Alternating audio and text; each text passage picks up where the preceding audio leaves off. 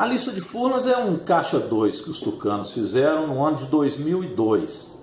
Esse caixa 2 recebia dinheiro de diversas empresas que forneciam material e faziam um serviço para Furnas. A lista de Furnas, na verdade, é um relatório apresentado pelo Dimas Fabiano Toledo do que ele conseguiu arrecadar em Furnas e para onde ele destinou.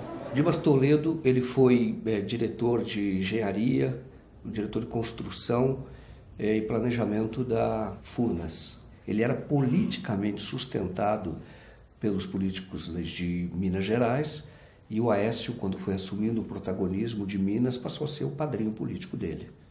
Eles montaram então uma caixinha e com base nessa caixa as campanhas tucanas recebiam recursos. Segundo Dimas Toledo, repito, ele que assina a lista vai demonstrando quais as empresas entregaram dinheiro e quais os políticos que receberam. Todos esses políticos eram da base do governo Fernando Henrique Cardoso. Todos. Não tem nenhum da oposição, não tem nenhum de outro partido que não fosse um partido que dava na época sustentação ao Fernando Henrique. Os que mais receberam foram Aécio Neves, José Serra e Geraldo Alckmin, que eram candidatos aos cargos majoritários de governos do Estado, Minas Gerais e São Paulo, e presidência da República.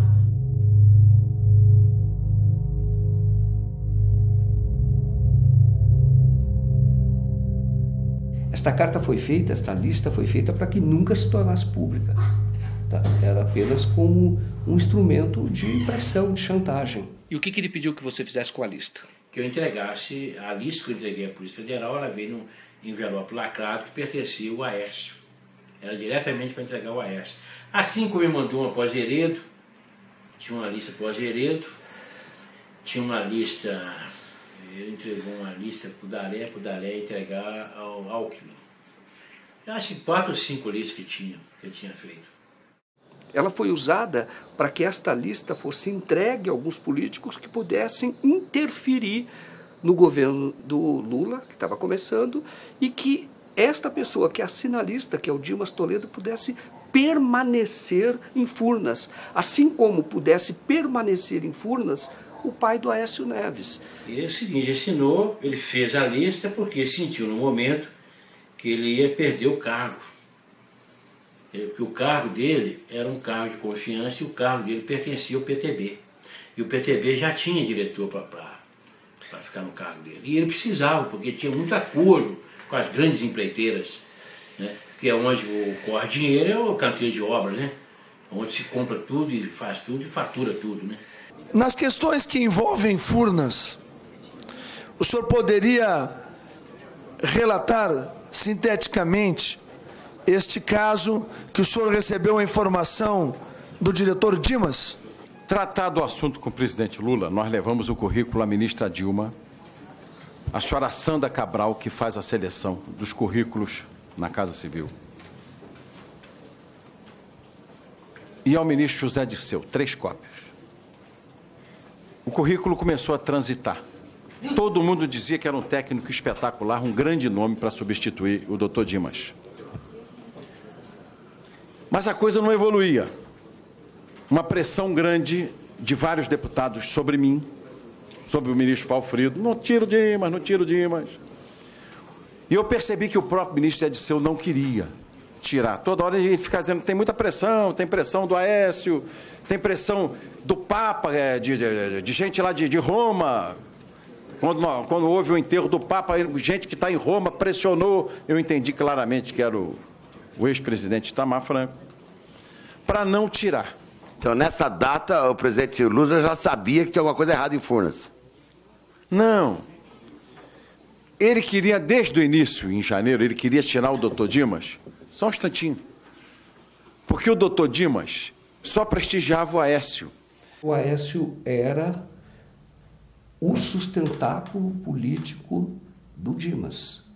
O Aécio tinha sido presidente da Câmara dos Deputados e ele é quem dava a sustentação política ao Dimas. Ele era o padrinho político do Dimas. Numa tradição que vem de Minas Gerais. Furnas foi criada em Minas Gerais E sempre quem deu sustentação à diretoria de Furnas foram os políticos de Minas Gerais. Eu levei para o Zé Dirceu o nome do Dimas Toledo, que continuasse na diretoria de Furnas. Ele usou até uma expressão comigo, falou, o Dimas não, porque o Dimas, se entrar em Furnas e colocar ele de porteiro, ele vai mandar em Furnas. Ele até é uma pessoa que já está lá há 34 anos, é uma indicação que sempre foi do Aécio. Passado um mês e meio, ele me chamou, falou, qual é a sua relação com o Dimas Toledo? Falei, minha relação com o Dimas Toledo, eu tive com ele 3 vezes, achei ele competente, um cara profissional. Falei, não, porque esse foi o único cargo que o Aécio pediu para o Lula. Então você vai lá conversar com o Dimas e diga para ele que a gente vai apoiar a indicação dele. Eu fui conversar com o Dimas e o Dimas, na oportunidade, me colocou da mesma forma que eu coloquei o caso da Petrobras, em Furnas era igual. Ele falou, vocês não precisam nem aparecer aqui, vocês vão ficar um terço São Paulo, 1/3 Nacional e 1/3 Aécio.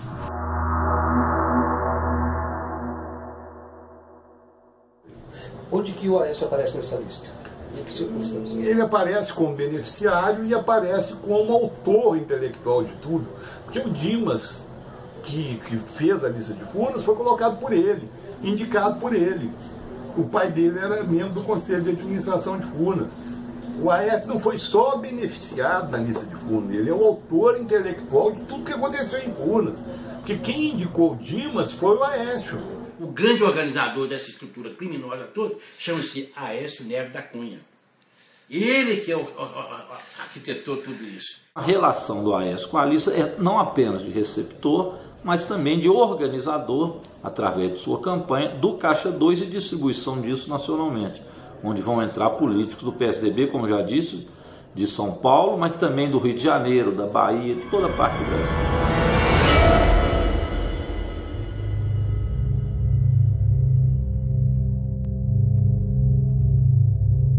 Como é que esse recurso era arrecadado? Eram fornecedores de Furnas, na maior parte, e empresários do relacionamento do Dimas. No caso dos fornecedores, o caminho da propina, você simulava uma consultoria. Então, a empresa recebia esses recursos e uma parte dos recursos que ela recebia por serviços prestados em Furnas, esses recursos que eram recursos superfaturados, parte desses valores retornava para o caixa, vamos dizer assim, o caixa 2 do Dimas, que era o diretor de Furnas.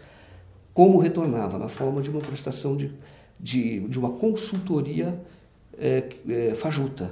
E esse dinheiro, então, de caixa 2, dinheiro em espécie, era então entregue aos políticos. Como é que nós sabemos que é um dinheiro de espécie? Um desses políticos, que foi o Roberto Jefferson, que recebeu os recursos, ele recebeu no escritório dele de uma mala de dinheiro. Recebeu do próprio Dimas. E ele conta, confessa que recebeu esses recursos.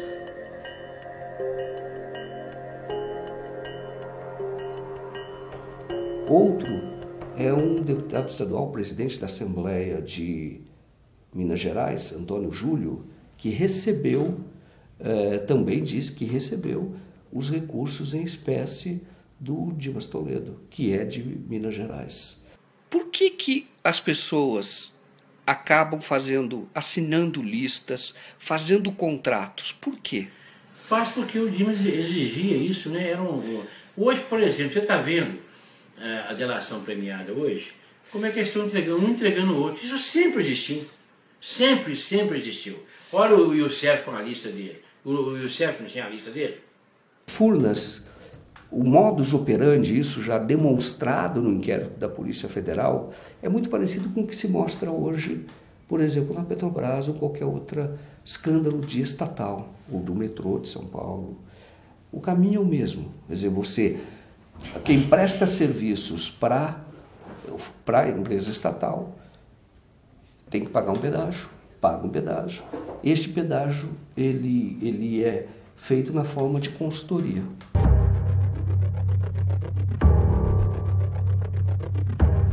Alguma vez você entregou dinheiro de algum esquema para Andréa Neves? A Andréa recebia dinheiro. Sempre recebeu. Ela usava algumas firmas de fachada. O dinheiro vinha de onde? O dinheiro vinha todo do esquema.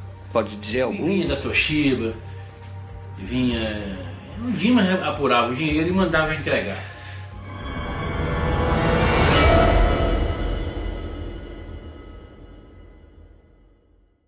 E onde você entregou esse dinheiro? Você pode dizer circunstâncias? Uma vez foi no posto de gasolina. Onde posto? Na Rua do Ouro ali, na Rua do Ouro. Tinha um posto de gasolina, nem sei se tem um posto. Como é que entrega? Como é que é isso? Eu não entendo. A pessoa vai, marca e fica no carro, a gente vai, abre o capô, vai lá e põe a bolsa com dinheiro. Porta-mala? Porta-mala. E quem estava no volante? Sempre tem motorista, né? Mas a Andréia estava no carro? Ela estava no carro, atrás do carro. E você nem chega a falar com ela? Não, não chega não. O que acontece? Ela para no posto e você para atrás? Para atrás e faz a entrega, né? Você fez isso? Fiz já umas 4 vezes para ela. Entregou dinheiro para ela? Entreguei. Valor de quanto, você sabe? Uma vez foi em 2.500.000, tudo em nota de 100 contado, o dinheiro já vinha tudo, um monte de horaria, né? Outra vez mais ou menos 600.000, teve uma outra foi 200 e poucos mil reais, e assim vai. Você tem condição de provar o que você fala? O que eu falo, tudo foi documentado. Tudo meu foi documentado. A Andréia está na lista como a pessoa que ela viabiliza os recursos para um comitê de prefeitos. Ela recebe esses recursos. Agora, a Andréia não está só na lista. A Andréia é indiretamente citada pelo Alberto Youssef, doleiro de Curitiba. O senhor sabe quem era o operador do PSDB na época? A gente sabe por ouvir dizer, né? Então, ouvir dizer, né? Não tenho certeza, não posso afirmar, mas diziam que era a irmã dele, irmã do Aécio. O senhor ouviu isso de quem? Ouvi do seu José, ouvi do próprio Daré, né? O senhor falou que o Antônio Daré comentou com o senhor. O que o senhor lembra dessa conversa? O que ele falava? Algum dado específico? Algum lugar? Não, às vezes ele estava discutindo valores com o seu José e aí falava, pô, eu não posso pagar mais que isso, porque ainda tem a parte do PSDB, esse tipo de coisa. Então aí você acaba escutando. O Youssef, réu confesso, operador confesso, ele dizia o seguinte, que ele operava para um político do PP, do Janene, que é do Paraná, o estado dele também. Falecido já. Então, ele tinha lá, o PP tinha os seus recursos ali. E quem ia buscar esses recursos? Youssef.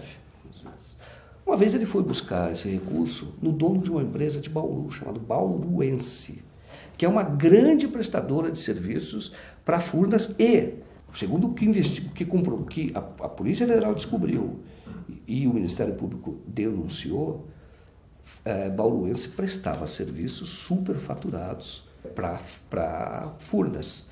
Que a Bauruense é o seguinte, era uma empresa que ela... O Dimas é sócio da Bauruense, eu acredito que o Aécio também seja sócio. Não posso afirmar, mas eu acredito. Porque a Bauruense ela tinha muitos contratos sem licitação. Na verdade, o partido que tinha a diretoria, né? Mas quem operava a diretoria era o José Janeiro, em comum acordo com o deputado Aécio. Quem que falou isso para o senhor? O próprio deputado José Janeiro. Ele falou isso para o senhor? Falou. Mais de uma vez? Mais de uma vez. Na verdade, o Partido Progressista não tinha a diretoria só, e sim dividiria com então, o PSDB, no caso, a cargo do deputado Aécio Neves. Quanto que eles recebiam? Tanto o PP quanto o PSDB, o senhor sabe a divisão? A divisão eu não sei, mas eu sei mais ou menos pelos valores que a Bauruense repassava mensalmente. Era coisa de mais ou menos, na época, $100 mil, $120 mil. O Youssef vai lá para buscar o dinheiro que pertencia pertencia, na visão dele, porque pertence ao povo brasileiro, mas na visão dele, era o do feudo, da cota do PP. Aí ele foi até lá e recebeu, e foi receber o dinheiro, só que ele esperava receber o dobro. Mas aí o dono da Bauruense falou, não, metade, a irmã do Aécio já veio e levou. Ela veio pessoalmente aqui. Aí o Youssef liga para o Janeiro e fala, mas ó, não é aquele valor que você está me falando, porque a Andréa já veio e pegou metade. O Janeiro falou, pode vir embora, porque realmente é do Aécio. Tá? Na Casa de Pedra você esteve alguma vez? Estive lá, lá é onde faz as festas. Mas você esteve lá? Estive lá. O que você esteve fazendo lá? Lá entregando dinheiro também. Você lembra de quem era o dinheiro e para quem era? O dinheiro era para entregar para o Aécio. E você entregou para ele? Entreguei. Mas para ele mesmo, não? Ele mesmo. Você já esteve frente a frente com ele? Várias vezes. E esse dinheiro que você entregou para ele vinha de onde? Furnas. Você lembra quem era o fornecedor?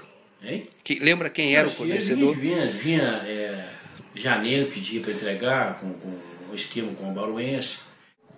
Nós estamos em Bauru. Nesta casa aqui morava Ayrton Daré, dono da Bauruense. Nesta casa, segundo Nilton Monteiro, que era operador em Furnas, eram distribuídos recursos de propina, dinheiro desviado de Furnas. Você esteve na casa do Daré, que é o dono da Bauruense? Estive lá em Bauru. Você esteve lá? Estive lá, fiz umas 3 vezes lá. Você lembra como era a casa dele? É uma casa muito grande, né? Um muro muito grande, toda murada. Aí você foi lá e entregou o dinheiro? Eu peguei dinheiro lá, entregar não, lá eu pegava dinheiro.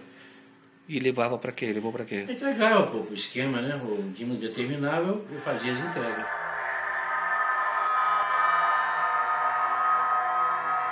Assim que eu recebi esse material, eu entreguei para a Polícia Federal ainda um xerox de cópia autenticada. A Polícia Federal, de posse daquilo, disse que não poderia saber se era verdadeiro ou falso, visto ser ainda de xerox. Aí ele pressiona o Nilton para que o Nilton entregue a lista original. E o Nilton, então, num dia quando todo mundo dizia a lista é falsa, este homem, o Nilton Monteiro, é um estelionatário, um falsificador. Quando todo mundo dizia isso, vai o senhor Nilton, vai e entrega a Polícia Federal original. A verdadeira lista de Furnas, ela foi apreendida pelo Praxedes em 2006. Ela foi apreendida após o Roberto Jefferson denunciar o esquema. E o Milton Monteiro foi levar a lista na Polícia Federal, o Praxedes tomou a lista dele e apreendeu. Esta lista foi entregue por Nilton Monteiro na sede da Polícia Federal aqui em Minas Gerais e depois de mais ou menos um mês, feito o exame grafotécnico, a Polícia Federal detectou então que ela era verdadeira e autêntica. A assinatura é do Dimas, o documento foi impresso, todas as folhas na mesma impressora, tem lá a mesma marquinha das impressoras, então não tem nenhum sinal de adulteração, então não há dúvida de que a lista era verdadeira. A estrutura policial de Minas Gerais a serviço do PSDB simulou a existência de outras listas que eram falsas. Realmente as duas eram falsas, mas foi falsificado por eles.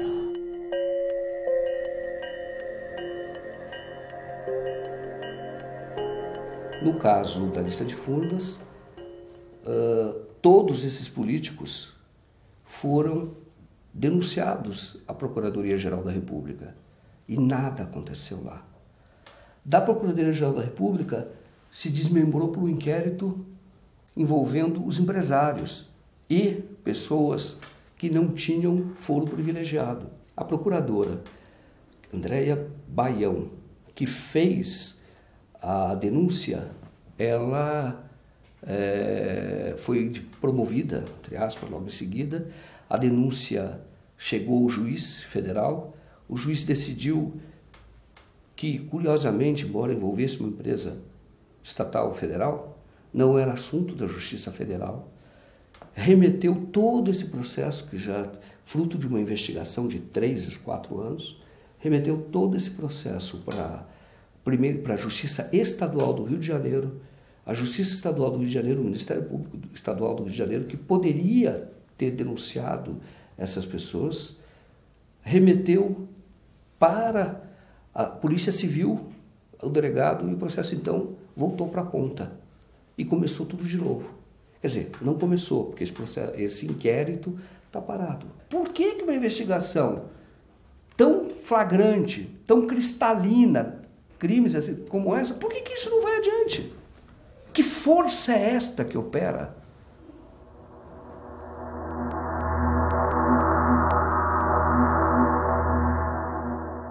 Na época em que o Aécio se prepara para disputar a eleição, em 2014 para presidente, ele já estava circulando, já estava com a pré-campanha dele na rua. Você tem, alguns meses antes, você tem o Nilton Monteiro preso. Nilton Monteiro é quem conseguiu essa lista e entregou o original à Polícia Federal.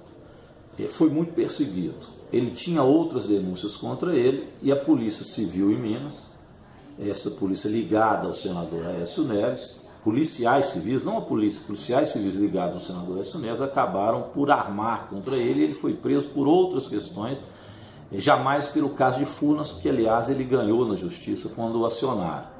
Mas ele foi preso, evidente, em retaliação à entrega que teve da lista de Furnas. Nada foi provado contra ele, foi solto e a situação dele em relação à lista de Furnas, ele não tem nenhum processo contra ela julgado e condenado. Depois, você tem o dono de um site, o dono do jornal, preso, sob a acusação de que ele agia em conluio com o Nilton. O Nilton não tinha nenhuma condenação, só que eles não tinham relação nenhuma, não fosse fonte, a relação de fonte.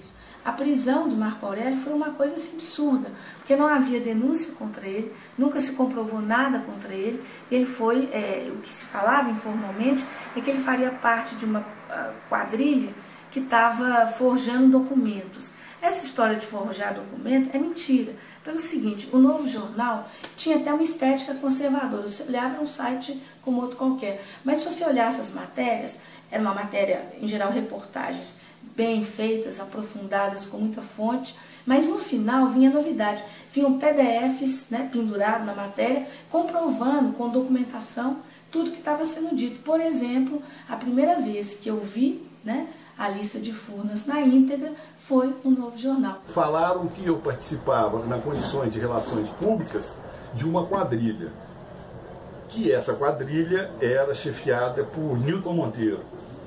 Por que eles falaram isso? Porque eu defendi o Nilton Monteiro não como pessoa, defendi o Nilton Monteiro como quem tinha denunciado a lista de Furnas, do Mensalão Tucano, porque eu naquela época sabia que era tudo verdade, que eu tinha acesso a tudo. O Carone é uma covardia ainda maior. No caso do Carone, ele é jornalista, ele tinha um jornal, que era o Novo Jornal, que é um site eletrônico. E ele publicava matérias que não interessavam, ou não era do gosto do senador Aécio Neves. Com base nisso, eles enquadraram o Carone como se ele fosse chefe de uma, como se ele fosse membro de uma quadrilha e seria relações públicas da quadrilha. Ou seja, um jornalista publica no site dele matérias e é considerado relações públicas de uma quadrilha que eles inventaram a partir do Nilton Monteiro. Com base nisso, deixaram ele preso durante todo o período da campanha eleitoral, para que ele não dissesse outras coisas que sabia do senador Aécio Neves. Ele ficou preso até o PSDB perder as eleições em Minas, está solto, nada foi comprovado contra ele, mas foi extremamente perseguido. Você ficou preso realmente durante o período de campanha? Período da eleição, Durante o período de campanha. Fiquei 9 meses e 20 dias. O que te aconteceu lá? Não é bom comentar não, é muito triste, é uma coisa desagradável. Os 3 últimos meses eu fiquei em isolamento absoluto. A minha relação lá, embora não possa reclamar dos detentos, meus colegas, né? Hoje eu tenho, além de identidade, eu tenho o Infopeng, que é a identidade do preso, né? E eles me trataram muito bem, me protegeram muito, sabiam que a coisa era política. Os próprios agentes sabiam que a coisa era política, tentavam me proteger, mas a direção não deixava. Eu dependo de remédios, porque eu tenho pressão alta, eu tenho diabetes, e eles suspenderam tudo. Aí eu tive um infarto, tive um AVC, e fiquei praticamente 9 meses deitado, o que acabou resultando na atrofia da da minha bacia, que ficou com a diferença na perna de 15 centímetros, que eu estava recuperando de uma cirurgia quando fui preso. O que exatamente vocês falavam da lista de Furnas no jornal? Olha, quando eu cheguei ao jornal, a lista de Furnas já estava de posse do Marco Aurélio. E havia uma campanha generalizada dos tucanos no sentido de dizer que a lista era falsa, quando nós tínhamos uma cópia do laudo da Polícia Federal dizendo que era verdadeira. E não é cabível crer que a Polícia Federal do Brasil ia falsificar, ou melhor, ia atestar como válido um documento falso. E foi essa lista que o Carone, o Novo Jornal e o Geraldo Elísio publicaram em primeira mão. E é isso que realmente, é por isso que precisava desqualificá-los. Porque se provasse, né, que aquela matéria era verdadeira, como acabou sendo provado, quem ficaria mal? Os integrantes da lista de Furnas. E se desqualificasse quem estava publicando, quer dizer, desqualificaria a denúncia e seguramente os denunciados. Além disso, a Polícia Civil consegue autorização da Justiça, consegue o apoio do Ministério Público e mandado da Justiça. Tanto os mandados de prisão dessas duas pessoas, consegue mandados de busca e apreensão na casa de um jornalista que trabalhava no Novo Jornal, que é um jornalista que já ganhou o Prêmio ESSO, uma pessoa séria, foi secretário da Cultura em Minas Gerais, excelente reputação. O Geraldo Elísio, que é conhecido no rádio, foi conhecido lá como Pica-Pau. Você fez muitas reportagens na época da ditadura militar, combateu a ditadura militar, jornalista investigativo. Você esperava sofrer uma busca e apreensão, revirar, levar seu computador aqui da tua casa, e também a prisão do dono do site onde você trabalhava, em pleno regime democrático? Nunca. Agiram com mais violência, infringiram mais a ordem democrática do que os próprios militares dentro do regime de governos militares. Na verdade, o que se pretendia era destruir a reputação dos dois, quase de uma forma tipo assim, olha, preste atenção, tá? Os patrões estão cooptados, grande parte dos jornalistas também, e aquele que se atrever a botar a cabeça para fora, olha o que vai acontecer com ele. Além disso, também a Justiça autoriza, a Polícia Civil pede, o Ministério Público concorda, a polícia autoriza o mandado de busca no advogado do Newton e do Carone. Isso é absolutamente inusitado, isso é um atentado. Você, por exemplo, fazer atentado contra a imprensa é muito grave. Você entrar na casa de um advogado e no escritório dele fazer busca e apreensão é tão grave, ou talvez mais grave do que isso. Porque existe realmente o advogado, ele tem segredos dos seus clientes. E você, a não ser que o advogado esteja envolvido em crime diretamente, você não pode fazer isso. E isso foi feito lá. Quem mexeu com lista de Furnas aqui em Minas foi perseguido. Eu quase tive mandato cassado, os outros dois foram presos, sendo que o Carone por pouco não tinha um infarto e morria na cadeia. Felizmente conseguiu sobreviver, mas essa é a realidade, o fato sobre a lista de Furnas. Mas existe liberdade de expressão no Brasil? Existe, teoricamente existe liberdade de expressão, sim. Ou deveria existir. Mas no Brasil, o que eles não conseguem censurar através da censura econômica, eles censuram através da censura judicial, em último caso, na prisão. Essa é a verdade sobre o Brasil hoje. Isso aconteceu em Minas. Isso aconteceu em Minas não foi há muito tempo atrás. Isso aconteceu em Minas no ano passado. Isso aconteceu em Minas no ano retrasado. Faz muito pouco tempo.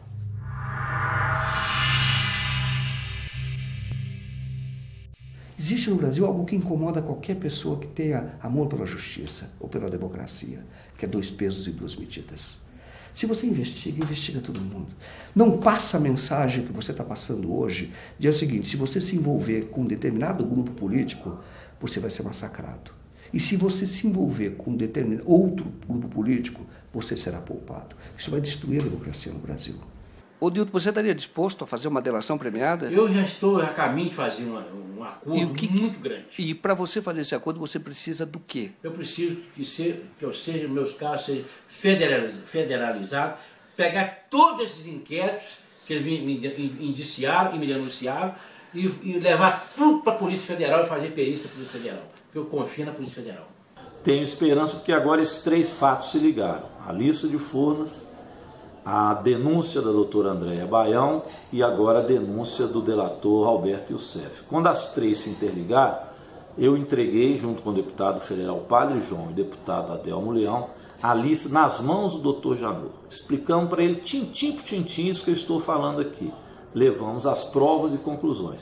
O Janot só não investiga Aécio se não quiser. Você sabe que eu procurei o autor da lista, o Dimas. Eu procurei o autor da lista, o Dimas, ele mora num apartamento de luxo lá na Barra da Tijuca, e ele tem uma fazenda, o filho dele é deputado federal, e ele fica, a vida dele hoje, ele se aposentou, ele não está mais em Furnas, mas é um homem muito rico, e ele fica entre a Barra da Tijuca e a fazenda. Eu tentei falar várias vezes com ele, uma das vezes desconfio que ele mesmo atendeu, só que disse que não era ele, disse que era uma outra pessoa, mas outras vezes que eu tentei falar com ele, dizia que ele estava na fazenda dele, no interior de Minas. Enfim, ele está livre, leve, solto, é o Dr. Dimas, respeitado por muita gente. No caso do chamado mensalão do PT, as pessoas já foram presas, já estão cumprindo presa, tem uns que estão sendo até soltos. E no caso dos tucanos, nada é investigado. Eu não gosto de teoria da conspiração, fujo disso como jornalista. Mas no caso você vai lá e fala, mas por que não investigou?